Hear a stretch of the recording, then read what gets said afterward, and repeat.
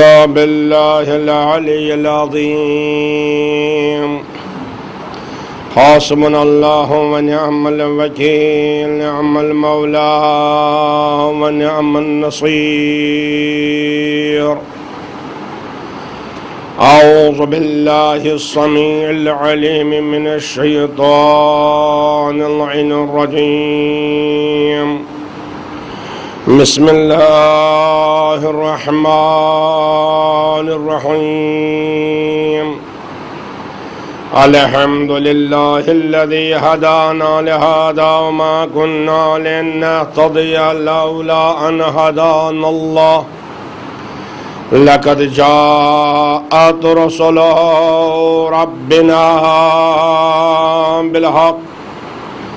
ثم الصلاة والسلام على النبي الأمي المكي الهاشمي القرشي المدني السيد البهي والسراج المضيء، نقطة دائرة الوجود، صاحب المقام المحمود وصاحب الوقار والسكينة، المدفون بأرض مدينة، على عبد المؤيد والمصطفى الأمجد ورسول المسدد أبي القاسم محمد. اللهم صل على محمد وعلى آله الطيبين الطاهرين المعصومين المظلومين الغر الميامين المنتجبين الأكرمين الذين أذهب الله عنهم الرجس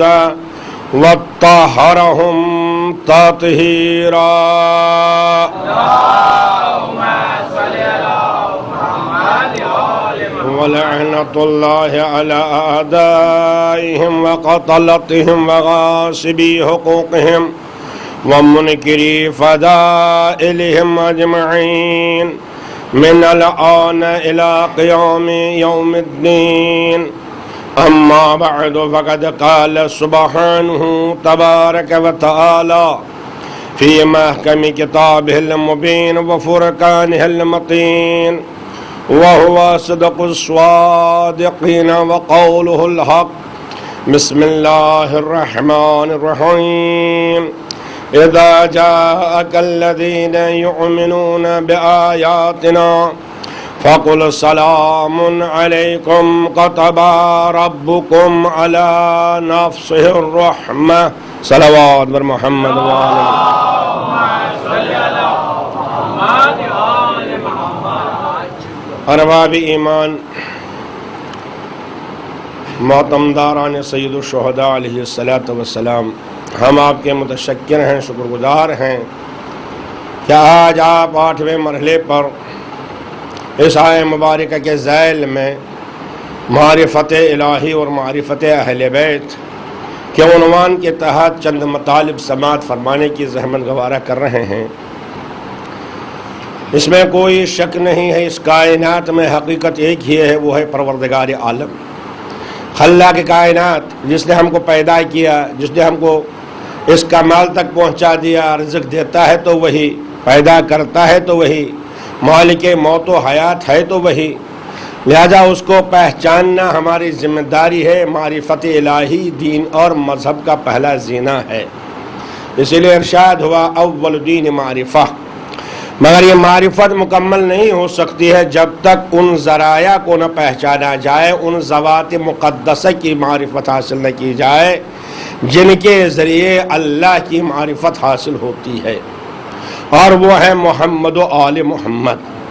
اور حقیقت بھی یہی ہے، اسی لیے قرآن مجید آواز دے رہا ہے، اگر آپ کو سلامتی کی ضرورت ہے، اگر آپ کو کامیابی کی ضرورت ہے، اگر آپ کو بلندیوں تک پہنچنا ہے، تو اس کے لیے صرف ایک راستہ ہے کہ ہماری آیات پر ایمان رکھو، ہماری آیات کی تصدیق کرو، اور ہمارے آیات ان کا احترام و تکریم کرو۔ ارشاد ہوتا ہے، اے میرے حبیب، جب وہ لوگ آپ کی بارگاہ میں آئیں گے جو ہماری آیات پر ایمان رکھتے ہیں، فَقُلْ سَلَامٌ عَلَيْكُمْ، صلوات بھیجیے بر محمد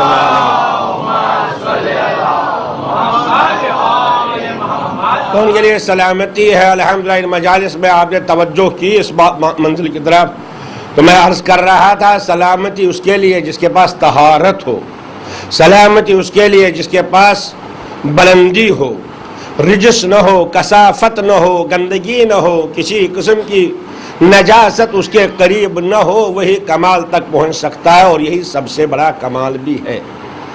تو عزیزان گرامی، آپ کو میں نے زحمت دی، میں نے عرض کیا ایک تو ظاہری نجاسات ہوتے ہیں جن کو دور کرنے کے لیے اللہ نے ہمارے سامنے بڑا انتظام کیا کہ پانی نازل کیا۔ ارشاد فرمایا انزلنا من السماء ماء طہورا، ہم نے آسمان سے پانی کو اس لیے نازل کیا تاکہ تم پاک ہو جاؤ، تاکہ تم رجس سے محفوظ رہو، کثافت سے بچتے رہو، گندگیوں سے بچتے رہو۔ مگر اگر انسان کے پاس روحانی کثافتیں ہیں، روحانی گندگیاں ہیں، معنوی رجس و نجاست ہے، تو اس کے لیے کیا ہمارے لیے انتظام ہے؟ تو ارشاد فرمایا انما یرید اللہ لیذھب عنکم الرجس اہل البیت ویطہرکم تطہیرا۔ صلوات بھیجیے بر محمد۔ اور عزیزان گرامی، بہرحال یہ تو ہمارے ذہن میں ہے کہ بھائی رجس کیا ہے، گندگی کیا ہے۔ بہرحال میں نے کل عرض کیا کہ انسان اپنے ذہن کے اعتبار سے سوچتا ہے، ہمیشہ انسان اتنا ہی سوچتا ہے جیسی اس کی فکر ہو، جیسا اس کے ذہن ہو۔ لہٰذا ہمارے سامنے رجس یہی ہے، جیسے ہم دیکھتے ہیں کہ اور دینیات میں ایک فہرست ہے گندگیوں کی، نجاسات کی، اور اس کے علاوہ اگر ہم کہیں گے رجس معنوی کیا ہے؟ رجس معنوی ہے وہ جو اخلاقی برائیاں ہیں، یعنی حسد ہے، کبر ہے، گھمنڈ ہے، بے ایمانی ہے، کفر ہے، نفاق ہے، یہ سب رجس و کثافت ہے۔ حقیقتاً یہ رجس و کثافت ہے، لیکن اتنا ہی رجس و کثافت نہیں بلکہ اہل بیت کو کس رجس و کثافت سے اللہ نے پاک رکھا، کس منزل پر پہنچایا، اس رجس و کثافت تک پہنچنے کے لیے بہرحال ہمیں اس بات کا احساس کرنا ہو کہ اللہ کے کائنات پروردگار عالم کا ارشاد گرامی ہے، اگر تم آیات کو سمجھنا چاہتے ہو، اگر تم آیات کی منزل پر پہنچنا چاہتے ہو، سلامتی اس کے لیے ہے جو ایمان رکھتا ہو آیات پر۔ مگر آیات ہیں کہاں؟ تمہارے سامنے ہیں۔ ارے یہ تو ظاہری آیات ہیں، یہ درخت بھی آیت ہے، پتھر بھی آیت ہے، آسمان بھی آیت ہے، زمین بھی آیت ہے، حجر و شجر بھی آیتیں ہیں۔ توجہ فرمائیے، تو پھر کچھ آیتیں اور ہیں۔ یقیناً ہمارے سامنے آیات کا مجموعہ ہے جو مسلمانوں کا سب سے بڑا سرمایہ ہے، جس کو قرآن مجید کہا جاتا ہے۔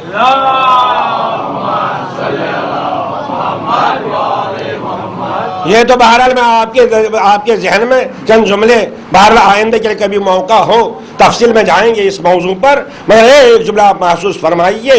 تو جو یہ آیات ہمارے سامنے ہیں، توجہ فرمائیے، یہ آیات اگر ہمارے سامنے ہیں، موجود ہیں ہمارے سامنے آیات کا مجموعہ، تو اگر ہم ان آیات پر ایمان لانا چاہتے ہیں، ان کے قریب جانا چاہتے ہیں، کیا ہو سکتا ہے؟ ارشاد ہوتا ہے کیا تم ان کو آیات سمجھتے ہو؟ صرف اتنی ہی آیتیں ہیں؟ نہیں، لا یمسہ الا المطہرون۔ صلوات بھیجیے بر محمد۔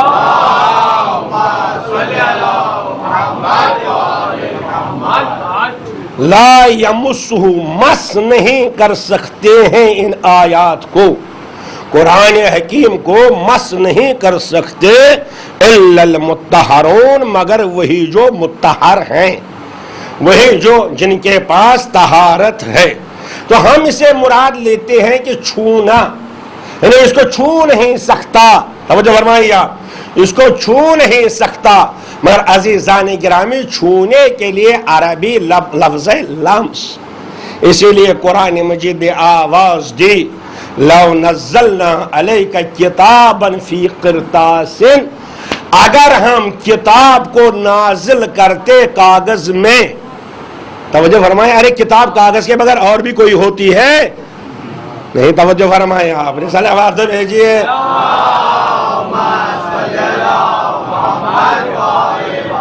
ارے کتاب سب کہتے ہیں کتاب کتاب، کتاب کہاں ہوتی ہے؟ کاغذ ہی تو کتاب ہے، جو لکھا ہو وہی کتاب تو ہے۔ یہ کتاب وہ کتاب کہاں ہے؟ دو دفتروں کے درمیان کاغذ میں تو کتاب ہوتی ہے نا۔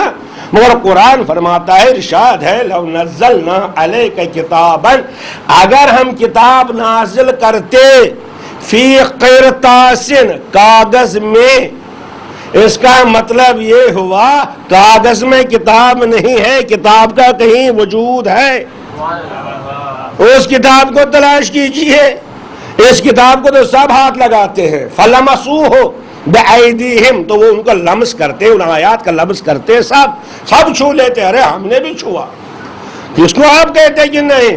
اگر اتنا ہی ہوتا کہ حروف کو چھونے سے علم حاصل ہو جاتا، قرآن کہتا کہ سب چھوتے، مگر قرآن نے آواز دی لا یمسہ، اس کو مس نہیں کر سکتے، ایک ہے لمس، ایک ہے مس، صلوات بھیجیے، عرض کرو گا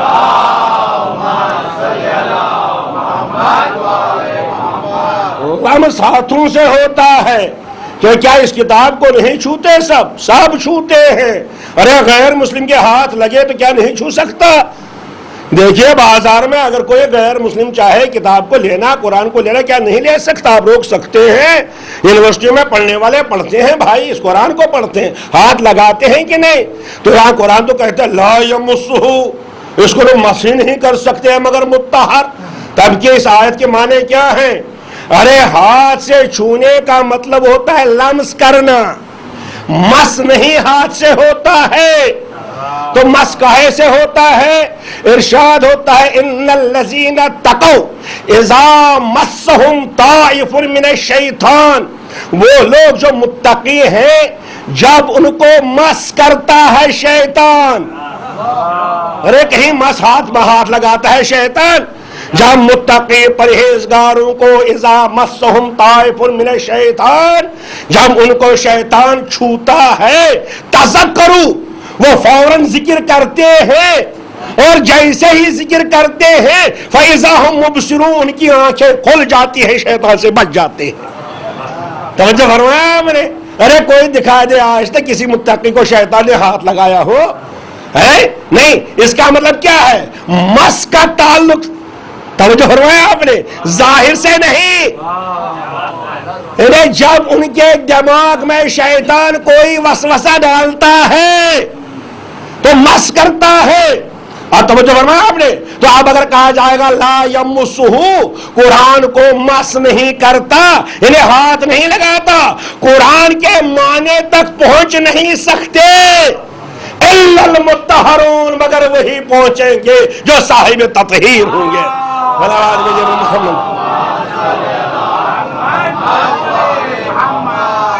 تو بات کیجئے،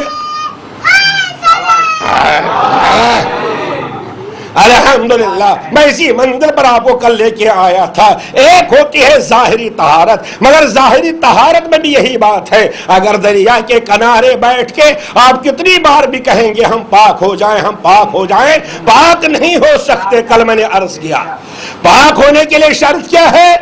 دریا میں اتر جانا، ہاتھ اس میں ڈالیے تب پاک ہو جائیے گا، ورنہ کنارے پر بیٹھ کے کتنے میں فضائلہ بیان کرتے جائیے مجلس میں، الحمدللہ یہ دریائے تطہیر تو ہے، تو سمجھئے وہ دریائے تطہیر کہاں ہے جن کے پاس طہارت ہے، کس طرح ہم کو طہارت عطا کرتے ہیں، صلوات بھیجیے بر محمد۔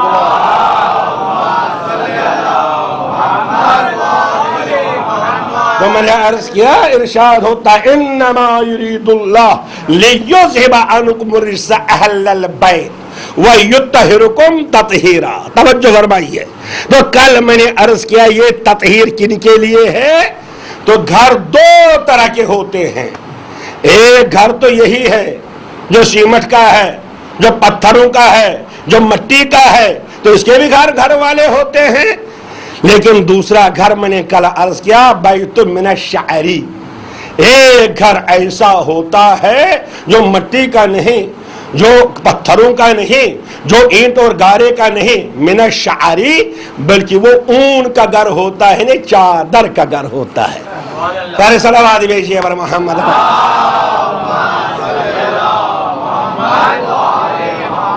ارے بلند آواز صلوات بھیجیے، عرض کروں گا، متوجہ رہیے۔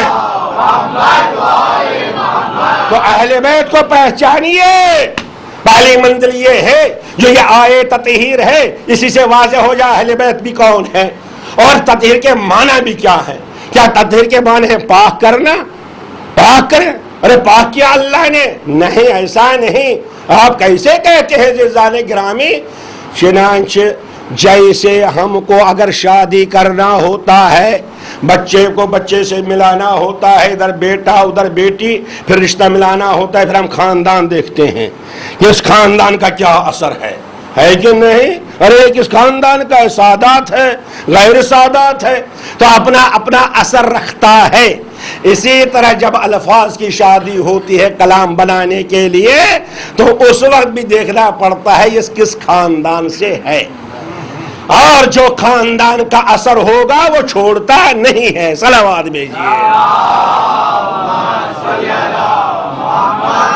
توجہ فرمائیے۔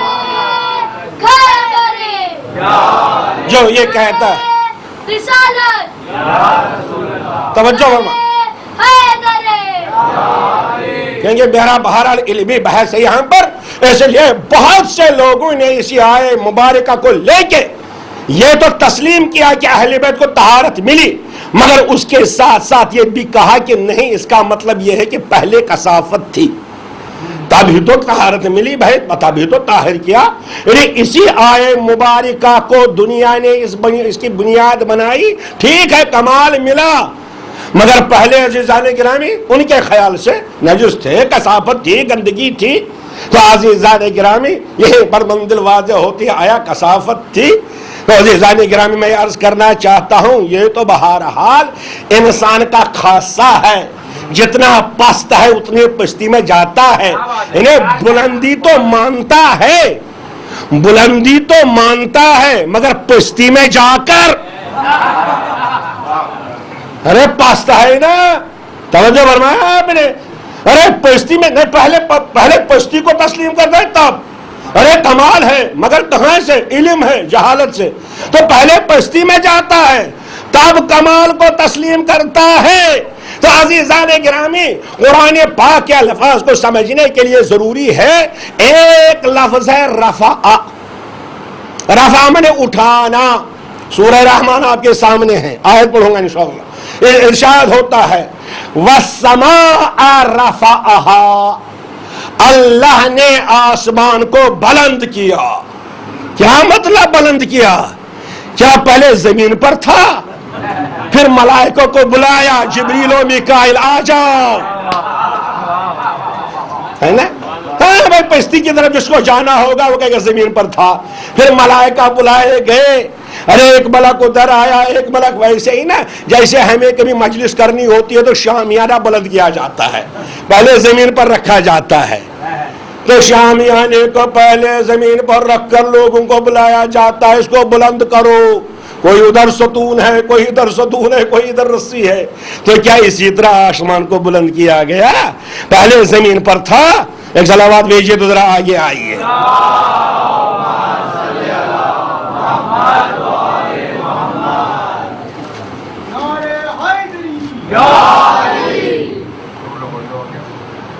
تو عزیزان گرامی بس میں عرض کرنا چاہتا ہوں، جس طرح قرآن مجید کا رفعہا والسماء رفعہا، اللہ نے آسمان کو بلند کیا، اس کا مطلب یہ نہیں تھا کہ زمین پر تھا تو بلند کیا، نہیں، رفعہا انہیں بلند ہی پیدا کیا۔ یہ دو فعل نہیں ہے اللہ کے، یہ دو کام نہیں ہے، پہلے زمین پر رکھا تو پھر بلند کیا، نہیں، یہ آسمان کو بلند ہی پیدا کیا۔ اس کا مطلب یہ ہے کہ قرآن میں ایسی بلندیاں ہیں جہاں پستی کا تصور نہیں۔ صلوات بھیجیے بر محمد و آل محمد۔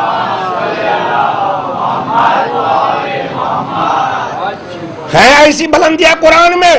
ارے سنیے، یہ باب تفعیل ہے، عربی میں 43 خاندان ہیں الفاظ کے، ہر خاندان کا اپنا اپنا اثر ہے، میں اس میں تفصیل میں نہیں جانا چاہتا، صرف ایک بس آپ وزن یاد رکھیے۔ دیکھیے تطہیر یہ میں نے کہا، اور دوسرا لفظ آپ عام طور پر بولتے ہیں نماز کے بعد، کیا بولتے ہیں؟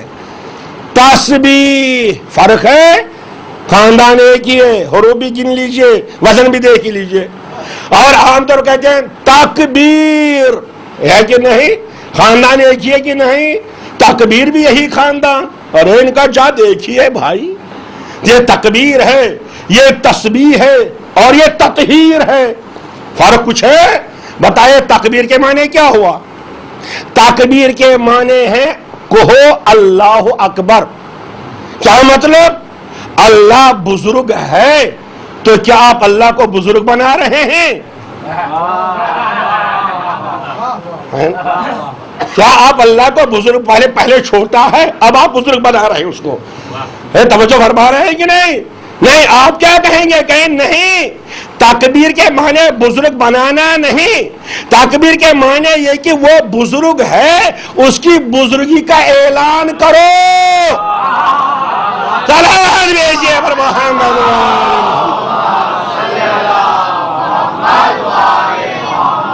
توجہ فرمائیے گا. تو تکبیر یعنی اللہ کی بزرگی کا اعلان کرو. اللہ اکبر جو کہتے ہیں ہر مسلمان کہتا ہے. کسی مسلمان سے کہا جائے کہ نہیں تم اللہ کو بڑا بناؤ، کہے کیسے ہو سکتا ہے، وہ بڑا ہے. آپ ذمہ داری ہے اس کا اعلان کرنا. میں نے کہا اچھا تسبیح فرمائیے. تسبیح کے معنی کیا ہے؟ اللہ کی پاکیزگی کا. ارے کیا پاک بنانا؟ اللہ کو کیا نجس ہے تو پاک بنانا ہے؟ کہا نہیں. تسبیح مانے اس کی پاکیزگی کا اعلان کرنا. تقدیس مانے اس کی پاکیزگی کا اعلان کرنا. تو اگر تکبیر کے معنی اس کی بزرگی کا اعلان کرنا، تسبیح کے معنی اس کی پاکیزگی کا اعلان کرنا، تقدیس کے معنی اس کے قداست کا اعلان کرنا، آپ بتائیے تطہیر کے معنی؟ صلوات بھیجیے بر محمد والے.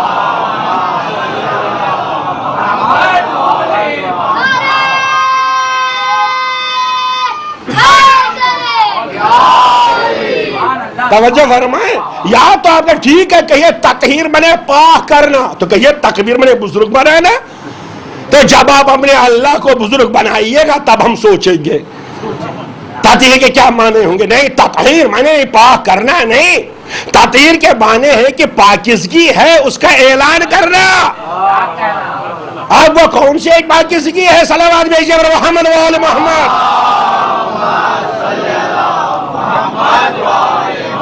پہچانیے عظمت محمد وآل محمد کو، پہچانیے. اس مقام پر آپ کو جانا ہے آپ کو. اس لیے اہل بیت کا دامن تھام کے. اچھا، اللہ نے ان کو طہارت عطا کی کس چیز سے؟ ظاہری نجاست سے. اور ظاہری نجاست سے انہی کو کیا؟ یہ تو اللہ آپ کو بھی آواز دے رہا ہے. ما یرید اللہ لیجعل علیکم من حرج. جب نیند سے اٹھنا تو وضو کرنا، غسل کرنا. اگر وضو اور غسل نہیں کر سکتے تیمم کرنا. ما یرید اللہ لیجعل علیکم من حرج. اللہ تم کو زحمتوں میں ڈالنا نہیں چاہتا ہے، اس لیے صبح کو اٹھ کے پہلے وضو کرو، غسل کرو، یہ کرو وہ کرو. اللہ تم کو، توجہ فرمائیے آپ، اللہ تم کو زحمتوں میں ڈالنا نہیں چاہتا ہے. ولیکن یرید لیطہرکم.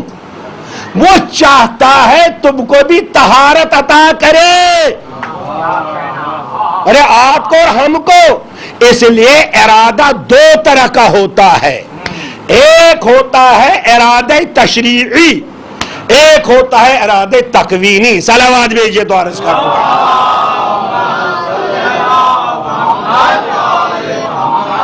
تشریعی معنی کیا؟ یہ جو وہ مانگتا ہے. پانی سامنے ہے، سمندر آپ کے کنارے ہے، اب اللہ کہتا دیکھو اب نماز نہ پڑھنا جب تک پہلے طہارت حاصل نہ کرو گے. تو یہ طہارت ہم سے بھی مانگی گئی. آپ متوجہ ہیں کہ نہیں؟ اب اگر آپ اور ہم اٹھے دریا کے کنارے گئے، جتنی گندگیاں ہیں پانی پاک کرتا ہے کہ نہیں؟ آپ اگر پانی پاک کرتا ہے تو خدا کیا پاک کرے گا؟ نہیں. توجہ فرمائیں. اہل بیت کے بارے میں کہتا ہے اللہ ارادہ کرتا ہے. تو اب اگر پانی نے پاک کیا تو اہل بیت کو کون سی طہارت اللہ نے دی؟ یہ تو پانی یہ طہارت دیتا ہے. آپ کہیں گے نہیں، اب جو ہے اللہ نے طہارت دی اخلاقی برائیوں سے، حسد سے، غیبت سے، جھوٹ سے، نفاق سے معاف کیجئے گا تو آپ کہتے ہیں اللہ نے ان کو ان سے پاک رکھا جن کی محبت ہی ایمان ہو۔ ارے بھائی ارشاد ہے کہ نہیں؟ ارے صلوات بھیجیے، آگے بڑھ جائیے۔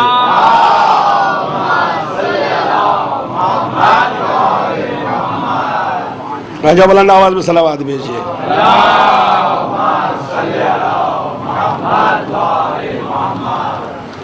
بھائی میری تو آج آخری مجلس ہے، بہرحال میرے لیے امتحان ہے، آپ کے لیے بھی امتحان ہے، علماء بھی بیٹھے ہیں، لیکن آپ توجہ کیجئے اس منزل پر کہ اگر کوئی یہ کہے کہ اہل بیت کو اللہ نے حسد و نفاق سے پاک کیا، کفر و شرک سے پاک کیا، توجہ فرمائیے، تو جن کی محبت دوسروں کو پاک کرے تو ان کے ایمان کا کیا کہنا ہے؟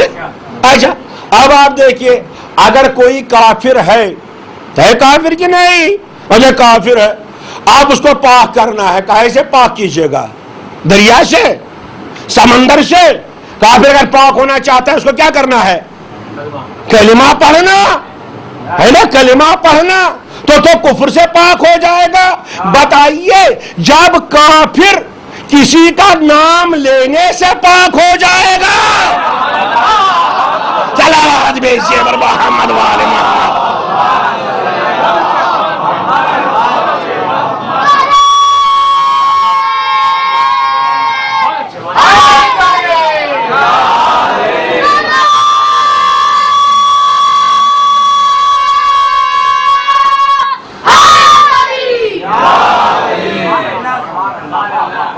ارے اللہ آواز دے رہا ہے، کافر اگر ہے، اگر تمہیں پاک ہونا ہے ان کا نام لو، کیا ان کو کیا کفر سے پاک کرے گا اللہ؟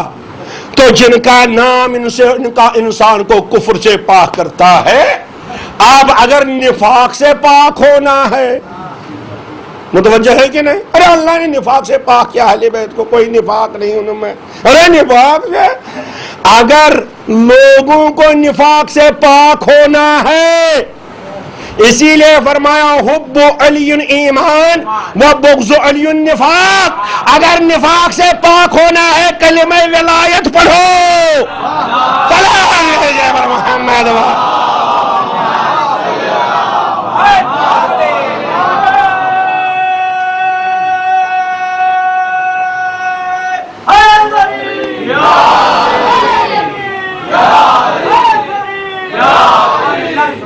لہذا یہ تصور نہ کیجئے ان چیزوں سے اللہ نے ان کو پاک رکھا، ارے ان چیزوں سے ایمان پاک رکھتا ہے، اسلام پاک رکھتا ہے، علی کی ولایت پاک رکھتی ہے، محبت اہل بیت پاک رکھتی ہے۔ اس کا مطلب یہ ہے جہاں محبت اہل بیت ہو وہاں نفاق نہیں ہونا چاہیے۔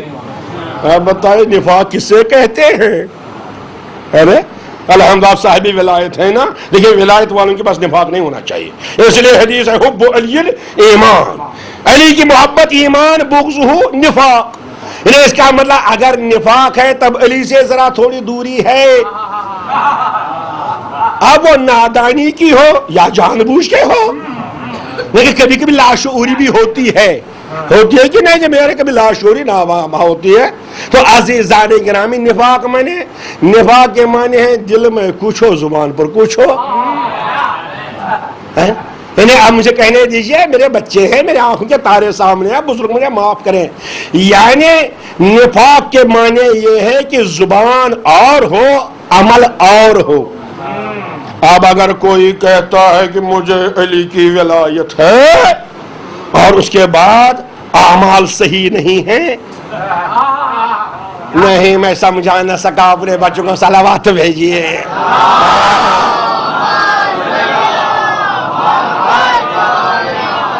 دیکھیے ہمیشہ یاد رکھیے، ایک ہوتا ہے پاور، الحمدللہ آپ جانتے ہیں کرنٹ، بجلی، لیکن یہ بجلی دکھائی نہیں دیتی، ابھی اس میں تار میں ہے بجلی کہ نہیں ہے کہ نہیں؟ ارے بتائیے، کوئی ہاتھ لگا کے بتائے گا؟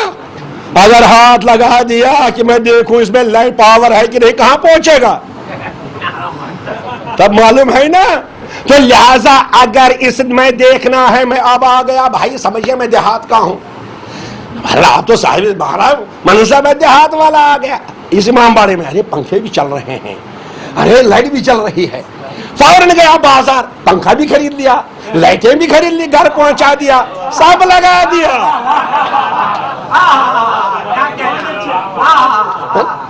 ارے کتنا پیسہ خرچ کر کے سب لگا دیا, اس سے اچھا اپنا کمرہ سجایا. لیکن جب رات ہوئی اندھیرا ہی اندھیرا. میں نے پوچھا ہوا کیا؟ کہ یہاں اندھیرا ہے. میں سب تو لایا, تار بھی لایا, یہ بھی لایا, وہ بھی لایا, پنکھا بھی لایا, راڈ بھی, سب چیز ہے, مگر روشنی نہیں. میں نے کہا دیکھو کہیں کنیکشن بھی ہے.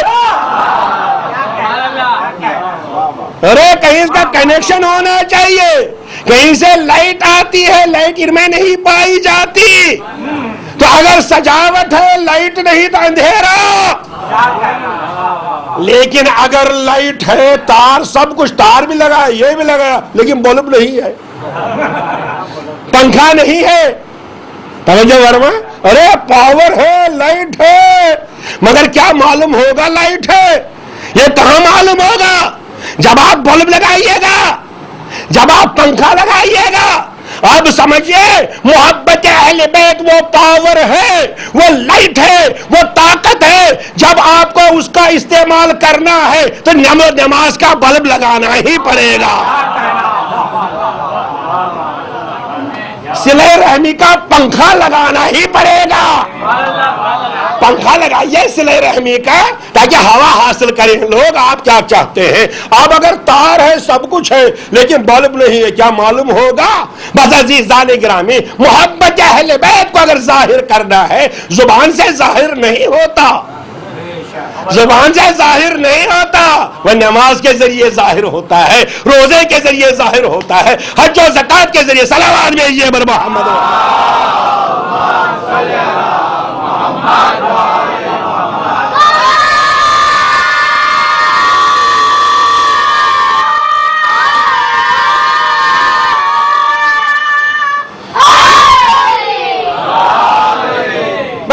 گرامی اس منزل پر رک جاؤں گا. ایک جمعہ کرنا چاہتا ہوں, اس لیے کہ ہمیں طہارت حاصل کرنی ہے تو ہم کو بھی طہارت ملنی چاہیے نا. تو کل میں نے عرض کیا ظاہری طہارت ہے, دریا پر جائیے. اب باطنی طہارت ہے, یا اللہ اکبر. اسی لیے آواز دی, اسی لیے میں کہتا ہوں اہل بیت کی طہارت کو سمجھیے. یہ نہ کہیے اہل بیت کو اللہ نے ان چیزوں سے پاک کیا. ارے ان چیزوں سے پاک کرے.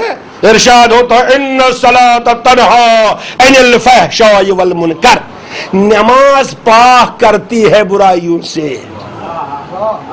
نماز, اگر مومن نماز پڑھے اس کو اتنی طہارت حاصل ہوتی ہے کہ وہ طہارت کا مرکز بن جاتا ہے. کہے سے؟ نماز سے.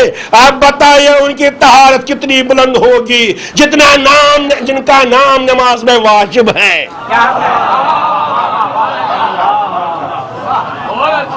ارے ایک بلاس کرنا چاہتا ہوں اہل بیت کو پہچانیے. امام شافعی سے پوچھئے, فرماتے ہیں نماز باطل ہے جب تک اہل بیت کا نام نہ لیا جائے. جب تک اہل بیت کا نام نہ لیا جائے تو ان کی طہارت کا کیا کہنا. اجازت ہے ایک جملہ عرض کروں, بس یہی سے پہچانو اہل بیت کون ہے, اصحاب کون ہے. اگر نماز میں اہل بیت کے علاوہ کسی کا نام لیا جائے,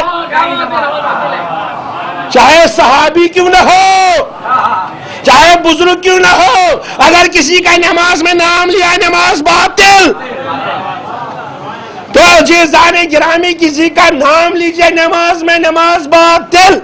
اور ادھر منزل یہ ہے اگر اہل بیت کا نام نہ لیا جائے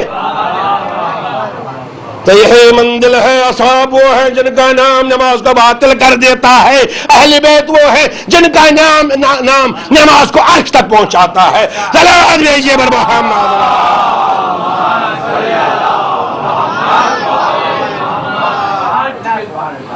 بہرحال اس منزل پر آیا ہوں اپنے بچوں کا ذرا دل توجہ کرنے کے لیے. نماز, یہ نماز معمولی نہ سمجھیے, اور وہ بھی نماز صبح, کیونکہ بمبئی میں دیر سے لوگ سوتے ہیں. ارے آپ قضا نہیں کرتے بھائی, یہ کیسے کہوں گا. مگر میں ان چھوٹے بچوں کو سمجھاتا ہوں, دیکھیے صبح کی نماز امام صادق کا دربار ہے.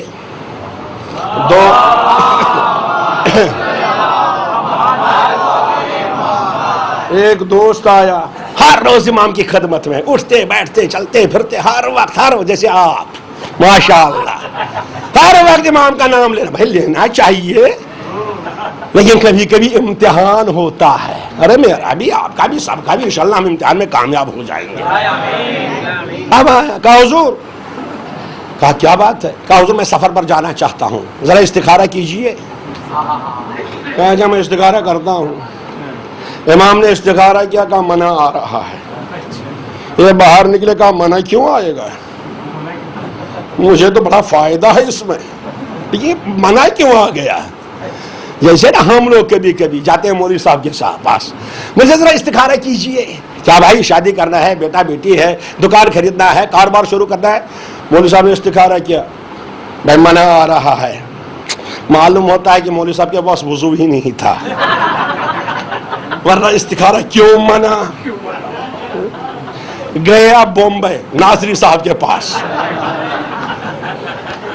کہا حضور استخارہ کیجئے. کہا بات کیا ہے؟ کہا بات یہ ہے کہ سفر پر جانے میں یہ کام ہے وہ کام ہے. تو اب اس ناصری صاحب نے استخارہ دیکھا، بھائی منع آ رہا ہے.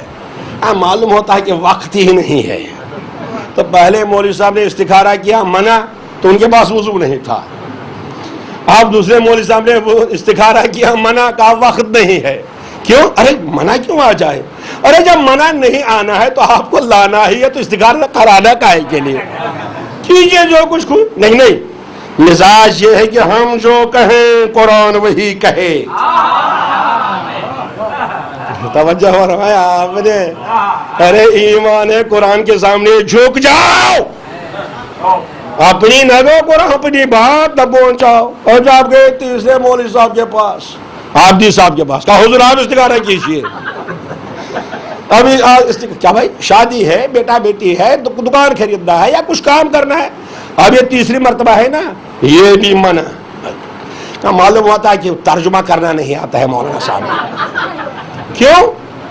ارے کیوں آج منع کیوں آ گئے؟ منع نہیں آنا چاہیے. اب گئے چوتھے مولوی صاحب کے پاس، حضور استخارہ کیجئے.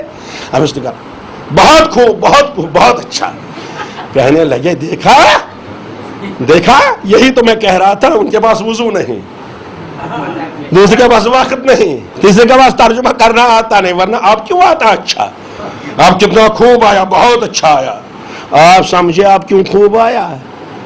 3 مرتبہ منع تو چوتھی مرتبہ خوب کیوں آیا؟ بہت اچھا آیا چوتھی مرتبہ، بہت اچھا. کیوں؟ ارے وہ ایک صاحب تھے، وہ اپنے بیٹے کو لے کے سمندر کے کنارے ذرا گھومنے گئے، ٹہلنے گئے. آپ تو جاتے ہی ہیں نا، گئے ٹہل رہے ہیں. چھوٹا سا بچہ، بابا میں سمندر میں کود جاؤں گا. نہیں بیٹا ڈوب جاؤ گے.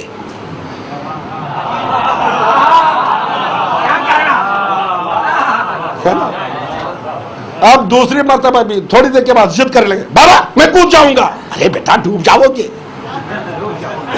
اب تیسری مرتبہ بھی، بابا میں کود جاؤں گا. ارے بیٹا ڈوب جاؤ گے. اب چوتھی مرتبہ، بابا میں کود جاؤں گا. جاؤ ڈوب جاؤ. نہیں سمجھے؟ استخارہ چوتھی مرتبہ کیوں آیا؟ ارے 3 مرتبہ تو منع کیا، میں ڈوب جاؤں گا نہیں، میں ڈوب جاؤں گا نہیں، میں ڈوب جاؤں گا نہیں. جب نہیں سنتے وہ بھی کہتا اچھا جاؤ. آپ اگر ڈوب رہی تو ڈوب جاؤ. چلو آج بھیجیے بر محمد.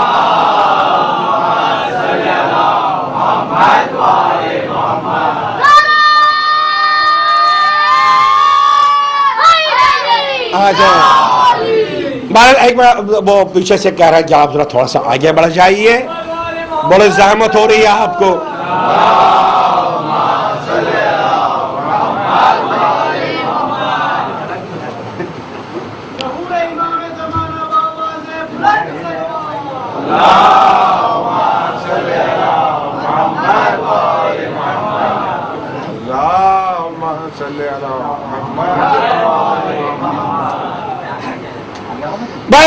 کرام میں عرض یہ کر رہا تھا، اسی طرح یہ دوست امام صادق کی بارگاہ میں باہر نکل کے سوچنے لگا کہ استخارہ منع کیوں؟ مجھے اس میں فائدہ ہے، مجھے اس میں ترقی ہے، مجھے اس میں کامیابی ہے، استخارہ منع کیوں؟ یہ چلا گیا سفر پر. جب سفر پر چلا گیا 10 گنا فائدہ ہوا. ارے 1 روپے کا 10 روپے کما لیا، 1000 روپے کا 10,000 کما لیا، اور جب واپس آیا 10-15 روز کے بعد امام کے پاس، امام نے کہا بھائی تم کہاں تھے اتنے دنوں؟ کہا حضور وہ آپ نے استخارہ کیا تھا نا۔ کہا تو ہاں کیا تو تھا، وہ تو منع آ چکا تھا۔ کہا حضور مگر میں گیا سفر پر، مجھے 10 گنا فائدہ ہوا۔ کیا؟ کہا 10 گنا فائدہ ہوا۔ امام نے فرمایا نہیں گھاٹا ہے۔ کہا حضور میں نے 1000 کو 10,000 کمایا، لاکھ سے 10 لاکھ منائے، 10 گنا فائدہ، 10 گنا فائدہ۔ امام نے کہا گھاٹا گھاٹا گھاٹا۔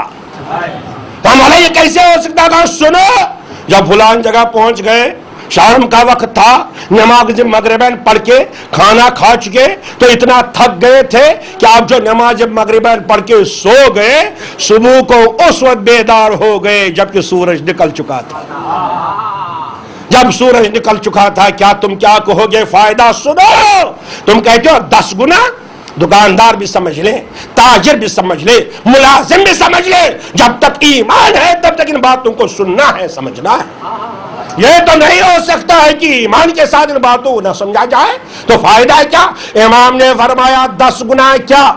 اگر تم کو پوری دنیا کی حکومت دی جائے، پورے خزانے اگر تمہارے حوالے کیے جائیں، اگر سب در راہ خدا خرچ کرو گے اور مسکینوں کو، یتیموں کو، غریبوں کو آباد کرتے جاؤ گے، تب بھی اس کمال تک نہیں پہنچ سکتے جس کمال تک وہ صبح کی 2 رکعت نماز پڑھتے ہیں۔ سلام علیہ محمد وعلیہ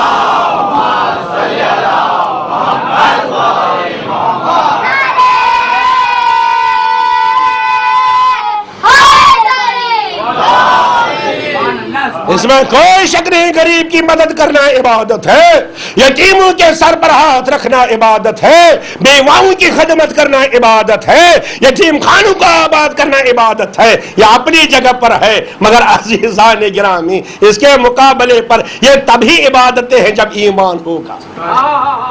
یہ اس کے لیے عبادت ہے جس کے لیے ایمان ہے۔ ایمان کے مطلب کیا ہے؟ ایمان کا مطلب کیا ہے؟ دنیا اتنی آگے جا رہی ہے، یہ بھی یتیم خانہ، یہ امداد، وہ امداد، یہ امداد، وہ امداد۔ توجہ فرمائیے، فرق کیا ہے؟ فرق کیا ہے ایک مومن کے لیے اور ان کے لیے؟ فرق صرف اتنا ہی ہے، دنیا جو کرتی ہے وہ اس لیے کرتی ہے کہ ہم کرتے ہیں، ہم کھلاتے ہیں۔ مجھے پیسہ ملا میں کھلاتا ہوں، مجھے اتنا پیسہ ملا میں امام باڑہ بناؤں گا، مجھے پیسہ ملا میں مسجد بناؤں گا، مجھے پیسہ ملا میں کاروبار کر کے یتیم خانے بناؤں گا۔ یہ تو دنیا کہتی ہے، مگر ایمان کہتا ہے جتنا بھی نہیں، جتنا بھی ہے اپنے لیے نہیں، کسی کی مدد کرو تو اس کے لیے، یتیم خانے بنواؤ اس کے لیے، اپنے لیے نہیں۔ یتیموں کی مدد اس کے لیے، بیواؤں کی مدد اس کے لیے، امام باڑے کی مدد اس کے لیے، تو اس کے لیے کرنے کی علامت یہ ہے ادھر دیتے جاؤ، اس کی بارگاہ میں سجدہ کرتے جاؤ۔ صلوات بھیجیے بر محمد۔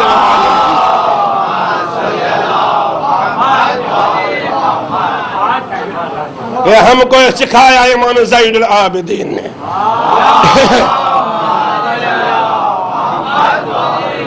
کہ جب کسی نے پوچھا مولا آپ کو اتنی زحمت کرنے کی ضرورت کیا ہے؟ ارے اتنی دعائیں، صحیفہ کاملہ آپ کے سامنے ہے کہ نہیں؟ اتنی دعائیں، اتنی نمازیں، اتنے رکوع، اتنے سجدے کہ آپ کو سید الساجدین کہا گیا۔ مولا زحمت میں اپنے کو نہ ڈالیے، اللہ نے جنت آپ کے دوستوں کے لیے پیدا کی ہے۔ کہا کیا کہا؟ کہا آپ کے دوستوں کے لیے جنت کو اللہ نے پیدا کیا، آپ زحمت کیوں کرتے؟ کہا تم نے سچ کہا کہ اللہ نے جنت ہماری دوستوں کے لیے، ہمارے دوستوں کے لیے پیدا کی ہے۔ جب اللہ نے ہم پر اتنا احسان کیا کیا ہم اس کا شکر نہ کریں؟ صلوات بھیجیے بر محمد و آل محمد۔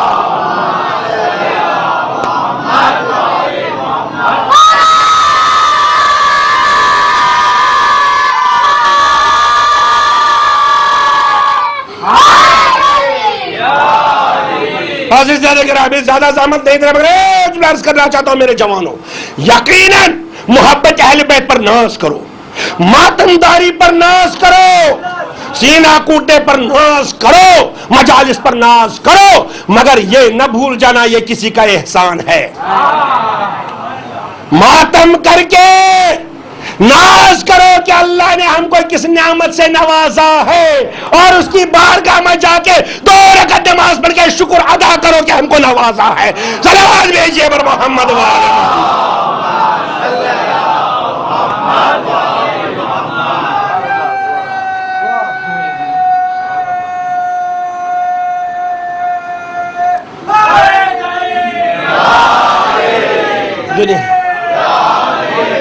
دنیا میں کتنے لوگ ہیں، کیا وہ ماتم کرتے ہیں؟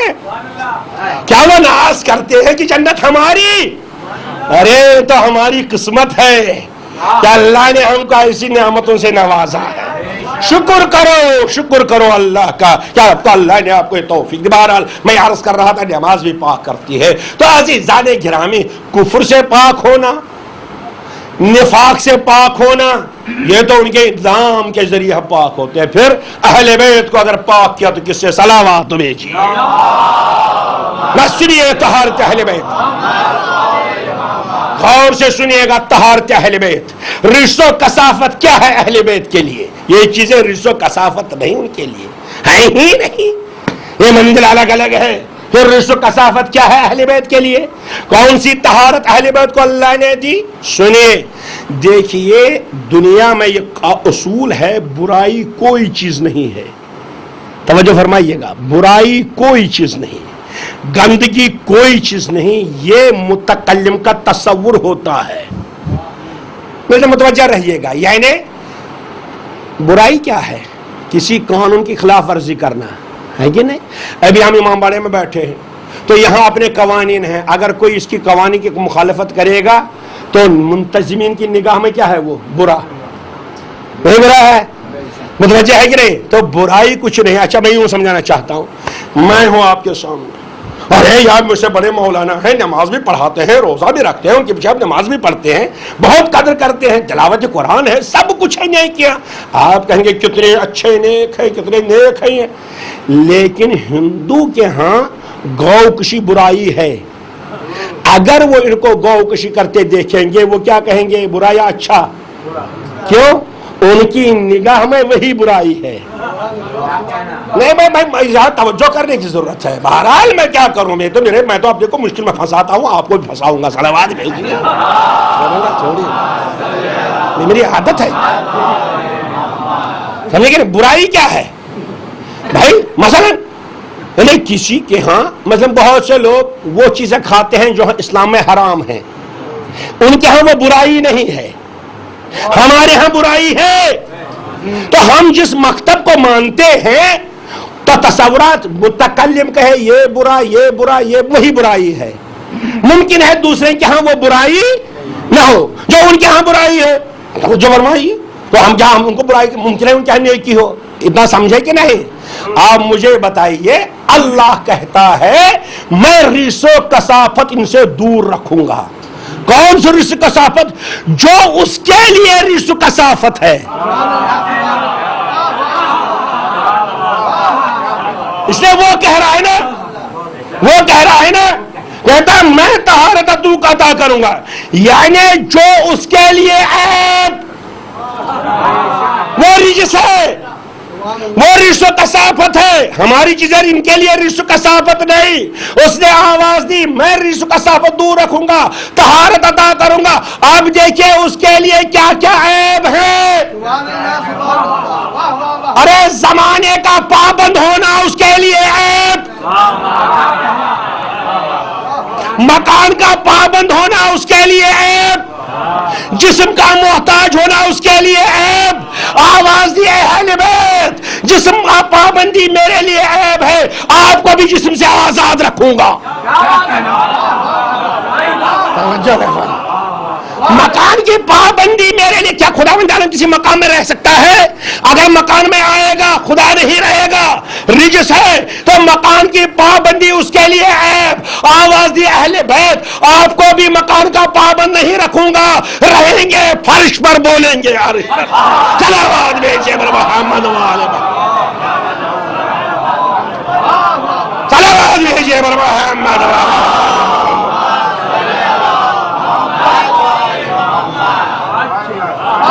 رشت کثافت سے پاک، ایسے رشت کثافت سے پاک، نہ وہ زمانے کے پابند رہیں گے، تب بھی ہوں گے جب آدم نہ ہوگا، تب بھی رہیں گے جب کائنات نہیں رہے گی، زمانے کے پابند نہیں، مکان کے پابند نہیں، جسم کے پابند نہیں۔ تو عزیزان گرامی، اسی کو ثابت کرنے کے لیے اب سمجھئے اہل بیت، اہل بیت سمجھئے، جس کے اندر یہ صلاحیت ہو وہ اہل بیت، وہی تو اہل بیت ہے نا۔ لہذا نبی نے گھر اسی لیے بنایا، زہرا کے گھر میں گھر بنایا،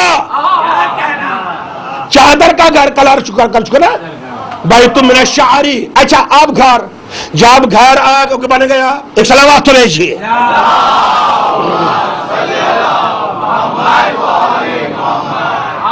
تان کے چادر میں رو گئے۔ اور جناب فاطمہ فرماتی ہے، ارے آپ تو حدیث کی صاحب پڑھتے ہیں، فرماتے ہیں جب میرے بابا میرے گھر آ گئے، اس کے بعد آواز دی انی جدو فید بیدنی زوفا، فاطمہ میں ذوف محسوس کرتا ہوں، اپنی چادر تو لائیے، تو میں نے بابا کو چادر اڑا دی، تو پیغمبر نے اپنے اوپر زہرا کی چادر ڈال دی۔ توجہ فرمائیے، اب جب چادر کے اندر آ گئے، پہچانیے رشت کثافت کیا ہے، اہل بیت کون ہیں۔ ایک مرتبہ جناب سیدہ روایت کرتی ہے، معمولی نہیں ہے، کہتے ہیں اب میں نے جب اپنے بابا کو دیکھا، الحمدللہ پڑھتے ہیں اس حدیث کی وَإِذَا أَنظُرْ إِلَيْهِ، جب میں نے دیکھا اب میرے بابا کا روئی نازنین اس طرح چمک رہا تھا جیسے 14ویں کا چاند۔ مطلب کیا ہوا، اب کیوں اب اس طرح چمک رہا تھا، مطلب یہ ہے جب تک چادر کے باہر تھے تب تک کوئی پردہ تھا جو چھپا رہا تھا۔ بھائی بادل تھے نا، کچھ بادل تھے باہر، جب تک چادر کے باہر کچھ بادل تھے جو اس چاند کو چھپا رہے تھے، ہے نا۔ اب نبی اندر گئے تو بادل باہر رہ گئے، متوجہ ہے کہ نہیں؟ اب اندر گئے، اب وہ بادل گر گیا، پردہ گر گیا، اب کچھ ہے۔ اب حسن آ گئے، تو حسن جب آ گئے، السلام علیکم یا جدہ، اجازت ہے میں بھی داخل ہو جاؤں۔ حسین بھی آ گئے، اجازت ہے میں داخل ہو جاؤں۔ اور میرے مولا حسین تب اجازت لیتے جب سجدے میں تھے،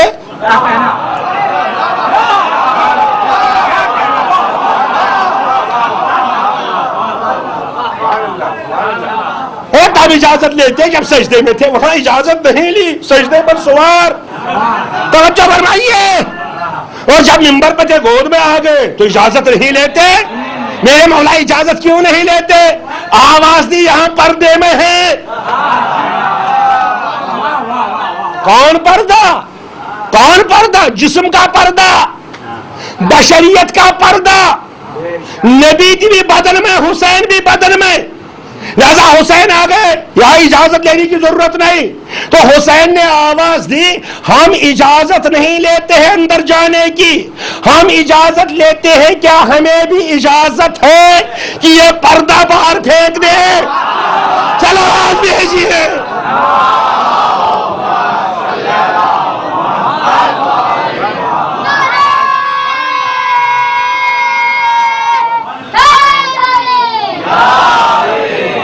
حسن کو بھی اجازت، حسین کو بھی اجازت، علی آئے ان کو بھی اجازت، فاطمہ سب اجازت۔ ارے پہنچ آ گئے چادر کے نیچے۔ کس چادر کے نیچے؟ اس چادر کے نیچے جس میں ایک نہیں آتا۔ اگر شہزادی سر پر رکھتی پیر کھل جاتے، اگر پیروں پر رکھتی سر کھلتا۔ ارے جو چادر اتنی چھوٹی ہو اس میں ایک نہ آوے، اس وقت 5 آواز دی، وہ جسم کی بات ہے، وہ جسم کی بات ہے۔ یہاں اب جسم نہیں ہے، یہاں حقیقت ہے، یہاں نور ہی نور ہے۔ لہذا جب 5 آ گئے، ام سلمہ نے دیکھا میں بھی کیوں نہ، ام سلمہ ام المومنین آگے بڑھ گئی، چادر پکڑی، ہم بھی کہا انک علی خیر، آپ اچھی ہیں، بہت اچھی ہیں، خیر پر ہیں، مگر آپ کو اس میں آنے کی صلاحیت نہیں ہے۔ اے ام سلمہ، تم اپنے جسم کو جدا نہیں کر سکتی۔ صلوات بھیجیے پر محمد و آل محمد۔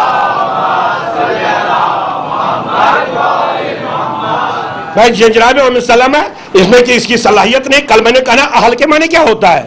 جس کے اندر صلاحیت ہو تو چادر میں وہی جائے جس کی صلاحیت ویسی ہو جیسے نبی کی۔ وہی نبوت کے اہل بیت داخل ہو گئے سب۔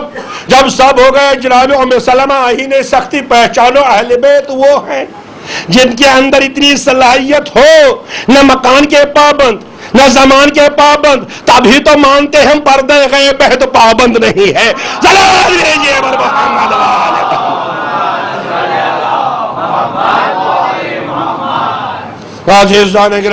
اچھا سب کو روکا، ام سلمہ نہیں، اندر نہیں آنا ہے۔ دوسری صاحبہ بھی اگر آتی ان کو بھی روکتے، ہاتھ میں کھینچ لیتے، لیکن وہ ادھر دیکھ رہا تھا۔ ارے جبریل، اس نے جب دیکھا اللہ نے آواز دی سب کچھ ان 5 کے لیے۔ توجہ فرمائیے، کہا من ہم، یہ کون ہیں؟ کہا پہچانا نہیں، فاطمہ ہیں، فاطمہ کے بابا ہیں، فاطمہ کے شوہر ہیں، فاطمہ کے بچے ہیں۔ کہا یا اللہ مجھے بھی اجازت دے دے، میں بھی ہو جاؤں۔ ارے کیا ہو جاؤ گے؟ لِأَكُونَ مَعَهُمَا السَّادِسَةَ، ان کا چھٹا ہو جاؤں۔ ارے یہ جبریل کی منزل ہے جو کہتا ہے میں ان جیسا ہو جاؤں۔ انہوں نے کبھی ہی نہیں کہا ہم ملک جیسے ہو جائیں۔ صلوات بھیجیے پر محمد و آل محمد۔ کبھی کہا ہم جبریل جیسے ہو جائیں؟ اچھا اب جبریل بھی آ گئے۔ یا رسول اللہ اجازت ادھر مل گئی، اب آپ بھی اجازت دیجئے۔ آ جاؤں؟ کہا آ جاؤ۔ میرے نبی اس کو کیسی اجازت ہے؟ یہ بھی تطہیر والا ہے؟ توجہ فرمائیے گا، کیا یہ بھی تطہیر والا؟ کیا اس کے لیے بھی آئے تطہیر اب آئے گی؟ کہا نہیں مگر آنا چاہیے۔ میں نے کہا کیوں؟ کہا ضرورت ہے۔ توجہ فرمائیے، اس لیے یہ آیت تعلق رکھتی ہے باب تفعیل سے۔ ابھی عرض کیا نا تطہیر، تکبیر۔ دیکھیے تطہیر میں 5 حرف ہیں، تے ہے، تو ہے، ہے، یہ ہے، رے ہے۔ اگر یہ صرف 5 حرف رہیں گے نا کوئی معنی نہیں ان کا، معنی والے ہیں۔ توجہ فرمائیں، اگر عربی قاعدہ ہے اگر یہ ظاہر کرنا ہے ان میں کیا معنی ہے تو کوئی اعلان کرنے والا ہونا چاہیے۔ تے خود نہیں کہتا کہ میں کیا ہوں، تو نہیں کہے گا میں کیا ہوں، ہے نہیں کہے گا میں کیا ہوں، یہ نہیں کہے گا میں کیا ہوں، رے نہیں کہے گا مجھ میں کیا کمال ہے، نہیں۔ اس لیے قاعدہ ہے اب اگر ان کے معنی کا اعلان کرنا ہے تو الف لاؤ۔ اسی لیے آپ پڑھتے ہیں تطہیرا، تطہیر نہیں پڑھتے، تطہیرا تو الف کائے کے لیے آتا ہے۔ دیکھیے وہ ان میں شامل نہیں۔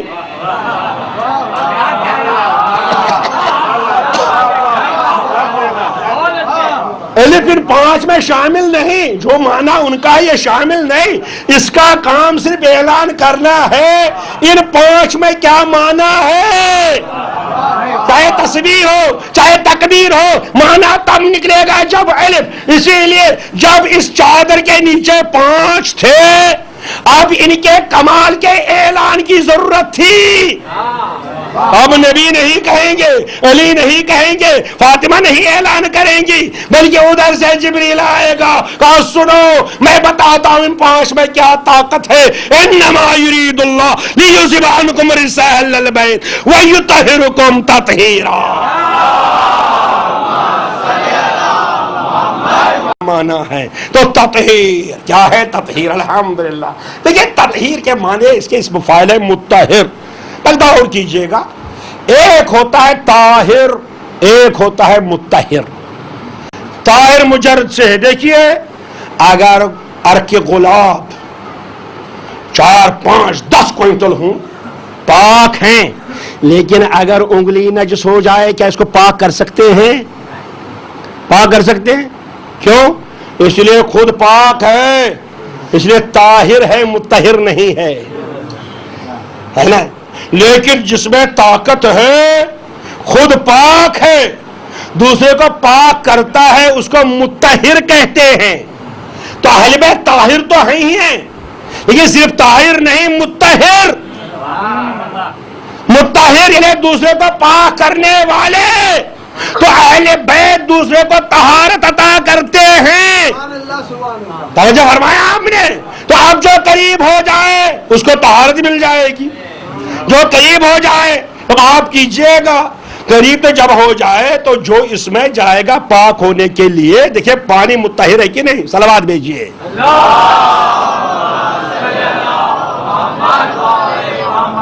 میں اپنے بچوں کے لیے ایک جملہ عرض کرنا چاہتا ہوں. رومال نجس ہے، دریا پر آپ گئے، اس میں ڈال دیا آپ نے، پاک ہوگا کہ نہیں؟ پاک ہوگا، کیونکہ وہ مطہر ہے پانی اور اس میں پاک ہونے کی صلاحیت ہے. لیکن اگر آپ کتے کو ڈال دیجئے گا 10 20 40 مرتبہ ڈالیے، ارے ابھی تک خود ہی نجس تھا، اب جو نکلے گا جھٹکا دے گا. نہیں سمجھے؟ تو جس کے اندر پاک ہونے کی صلاحیت وہ پاک ہوتا ہے. یہی راز ہے. جب دریائے تطہیر بہ رہا تھا، فارس سے سلمان آ گیا تو سلمان پاک بن گیا. سلمان پاک نکلا، لیکن ابو جہل ہی رہ گیا، ابو لہب ہی رہ گیا. ارے آپ خود ہی رہتے، ایسا بھی نہیں، ایسا جھٹکا دیا ادھر بھی ادھر. صلوات بھیجیے.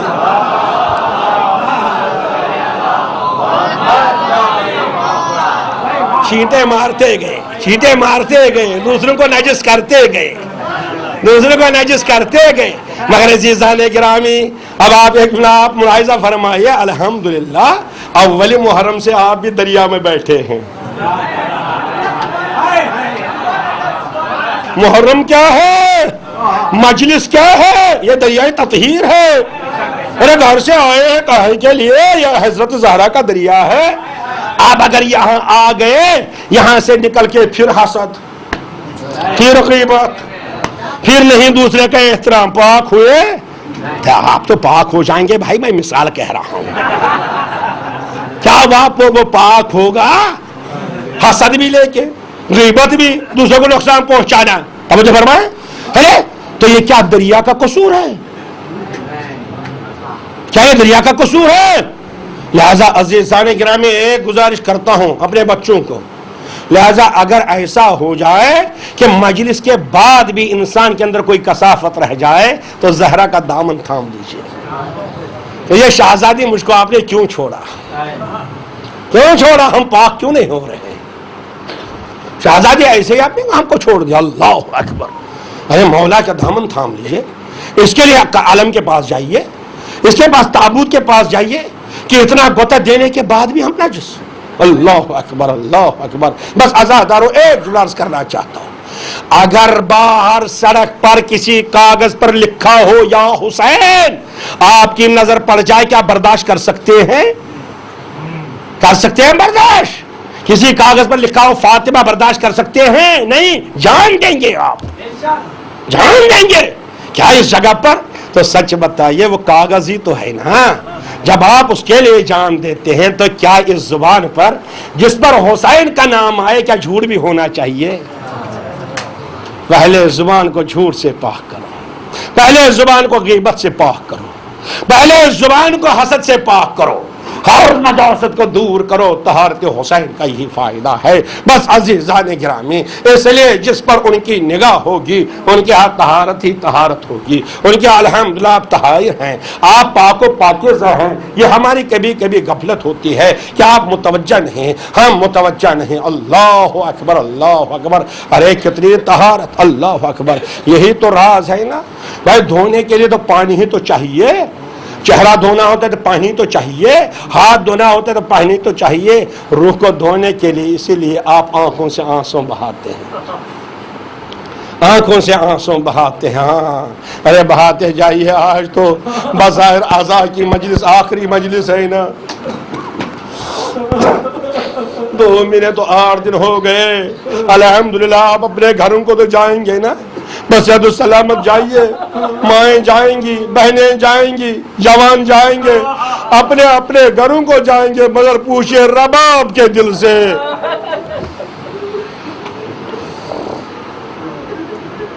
پوچھئے جناب زینب کے دل سے۔ آپ پر ذمہ داریاں ہیں کہ آپ آنسو بہائیے۔ کیوں؟ آنسو کیوں بہانا؟ عزیزو رباب کے دل سے پوچھئے، اب رباب کو گھر جانا ہے، زینب کو گھر جانا ہے۔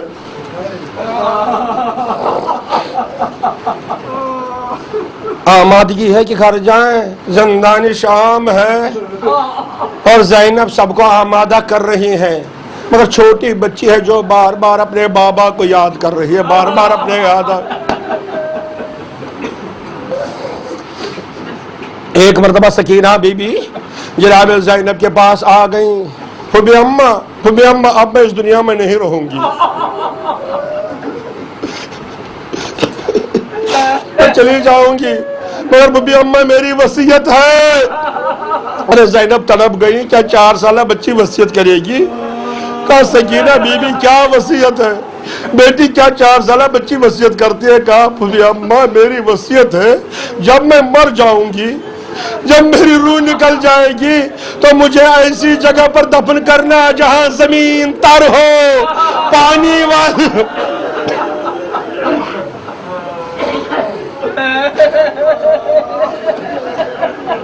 یہاں زمین تر ہو، پانی والی ہو۔ ارے ایک مرتبہ جناب زینب تڑپ گئی، بیٹی ایسا کیوں؟ بیٹی ایسا کیوں؟ کہا بی اماں کربلا سے یہاں تک پانی نہیں ملا، بدن جل رہا ہے، ہڈیاں سلگ رہی ہے۔ جزاکم ربکم۔ ارے اسی لیے آپ روتے ہیں نا، سکینہ پیاسی تھی، اللہ اکبر، اب رہائی مل گئی، اب گھر جانا ہے۔ آپ بھی عزا کو رخصت کر رہے ہیں نا امام کو، آئیے آج امام کو رخصت کیا جائے، مگر کس طرح؟ جس طرح زینب نے کیا۔ لٹا ہوا قافلہ روانہ ہونے لگا، مدینے کی طرف چلنے لگا۔ جناب زینب نے دیکھا سب بیبیاں ہیں مگر رباب نہیں ہے، رباب نہیں ہے۔ ایک مرتبہ پوچھا رباب ہے کہاں؟ ارے ادھر دیکھا رباب نہیں، ادھر دیکھا رباب نہیں۔ ایک مرتبہ شہزادی نے کہا ذرا زندان میں تو دیکھو، قید خانے میں تو دیکھو۔ ارے آپ جب جناب زینب گئی کیا دیکھا؟ جناب رباب سکینہ کی تربت سے